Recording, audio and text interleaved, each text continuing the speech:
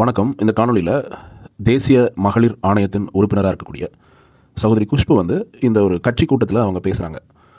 தேசிய மகளிர் ஆணையம் ஒரு பாதி நீதிமன்ற அமைப்பு அப்படின்னு சொல்லுவாங்க.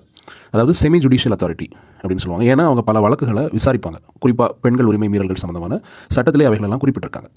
அப்போது ஒரு பாதி நீதிமன்ற அமைப்பாக இருக்கக்கூடிய ஒரு ஆணையத்தின் உறுப்பினர் கட்சி சார்புடையவராக இருப்பது, அப்புறம் கட்சி கூட்டங்களில் கலந்து கொள்வது சட்டத்தின் ஆட்சி முறை கோட்பாட்டிற்கு எதிரானது.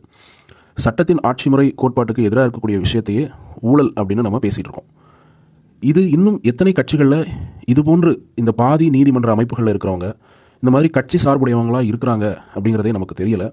இந்த நிலை நிச்சயமாக மாறணும். அதை ஏன் இன்னும் எந்த அடிப்படையில் அதை வச்சுருக்காங்கன்னு புரியல.